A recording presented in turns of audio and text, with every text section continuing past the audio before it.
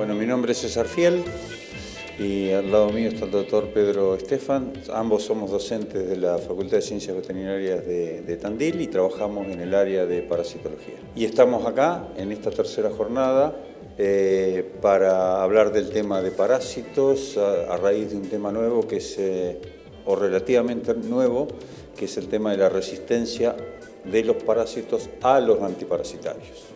Estamos trabajando con un programa que se denomina Control Parasitario Sustentable, que justamente surge como consecuencia de este problema o de este fenómeno que tenemos ya en los últimos años, es que se ha observado una falla importante en la eficacia de algunos antiparasitarios, que justamente es el problema de la resistencia, ¿no es cierto?, que tienen o que se ha generado en muchos establecimientos a los tratamientos.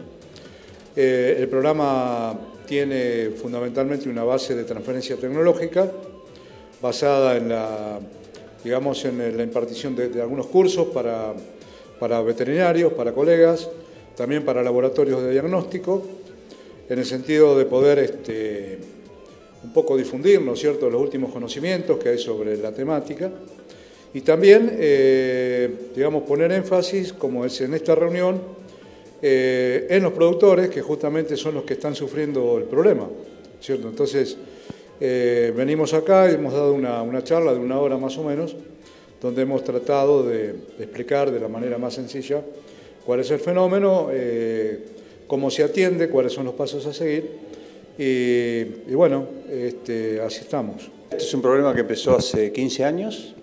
Tuvimos el primer diagnóstico de resistencia y que ha ido incrementándose en estos 15 años al nivel de que un trabajo hecho el año pasado determina que más del 90% de los establecimientos ganaderos tienen problemas de resistencia, que la droga más utilizada en el mercado, lo que es hoy el 85% del mercado, que es la ivermectina, es la droga que también tiene más problemas de resistencia. Y bueno, planteada esa situación inicial, lo que intentamos transmitirle a los ganaderos, esperamos que con éxito, es que hay un nuevo escenario. Ya no solo hay que controlar parásitos, sino que antes de eso hay que determinar qué antiparasitario funciona, y esto es una historia de cada campo. Es decir, cada establecimiento debe determinar su situación inicial, en base a eso a saber qué antiparasitarios son los que están funcionando, establecer una rutina de control que no es diferente de la que hemos venido promoviendo en los últimos 20 o 30 años, siempre a través del profesional y siempre a través del diagnóstico, para no abusar de los tratamientos y, por el otro lado, no darle chance tampoco a los parásitos que ejercen enfermedad, ejercen un efecto en producción. Así que el diagnóstico a través del profesional sería la herramienta para estas dos actividades que estamos planteando. Justamente el problema parasitario tiene que ver, es una conjunción entre lo que es la producción del animal y lo que es la infección de la pastura. Entonces, en la medida que los sistemas de producción tienden a intensificarse, la carga animal aumenta, por lo tanto el riesgo de infección de los animales aumenta. Si la infección que está en la pastura, a su vez de importante, muchas de las lombrices son resistentes a los tratamientos, estamos ante un doble problema. Tenemos que seguir controlando y con la dificultad de que los antiparasitarios no están funcionando como deberían estar funcionando. Por eso es que es una enfermedad que está muy vinculada al tema del manejo, al tema de la carga animal, al tema del diagnóstico, como comentaba César recién, y en tratar de diseñar un programa de control donde el antihelmíntico es lo central porque no hay otro medio ahora, pero tratar de complementarlo también con medidas adicionales, como es el manejo de las pasturas más limpias, con descansos, rotación de dotación de animales, rotación de antiparasitarios una vez que se ha hecho el diagnóstico y de ver cuáles son los principios activos que están funcionando, y de esa manera ir llevándolo al problema, ¿no es cierto?, en función de encontrar el momento oportuno para desparasitar, tender a utilizar la menor cantidad de antiparasitario posible. ¿Para qué? Para que en el tiempo, todo esto se haga sustentable. Exacto, aquellos que acopian animales, sobre todo los que vienen de zonas donde se utiliza mucho producto, tienen chance de importar la resistencia. En ese caso, la recomendación sería cambiar de grupo químico de lo que se usa habitualmente, que es lo que más problema tiene, usar un producto no tan usado y que no tiene problema de resistencia, como es el levamisol, la gente lo conoce por los amarillos, al ingreso de manera de preservar que esos parásitos resistentes no ingresen al establecimiento. Esa sería la idea general sobre este tema.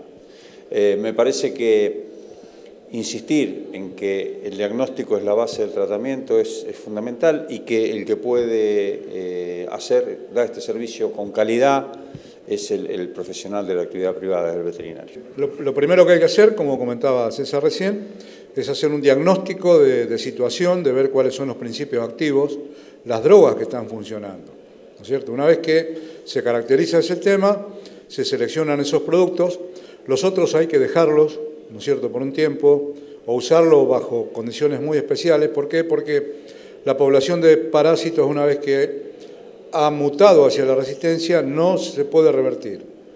Por más que lo dejemos de usar un tiempo al antiparasitario, si insistimos va a volver a aparecer el problema.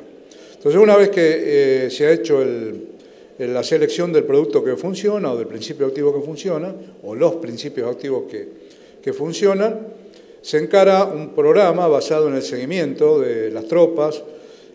Usualmente se toman muestras mensuales de materia fecal, sin siquiera encerrarlo a los animales, porque se pueden tomar muestras de los potreros, muestras muy frescas, se llevan al laboratorio, se analizan, y ahí el veterinario, digamos, en base a este seguimiento, tiene la posibilidad de aplicar un criterio profesional en cuanto a cuál sería el momento oportuno para poder tener que desparasitar o demorar la desparasitación, siempre, digamos, pensando en que hay que convivir con los parásitos. La erradicación de los parásitos de un campo es casi imposible, sobre todo cuando hablamos de pasturas permanentes o digamos, áreas donde es de ganadería pura, donde no hay posibilidad de ir a un circuito agrícola.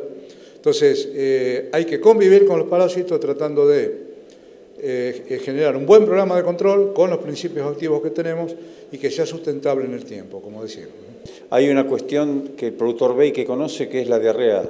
La diarrea en las categorías jóvenes y en el invierno las asocia siempre con parásitos y bien asociada. El tema es que para cuando aparece la diarrea ya se han perdido 40 o 50 kilos. Entonces hay otro tema que es anterior y que es el de la parasitosis. Nosotros hablamos subclínica, es decir, que no tiene ninguna manifestación externa el animal de que está sufriendo el problema de la enfermedad.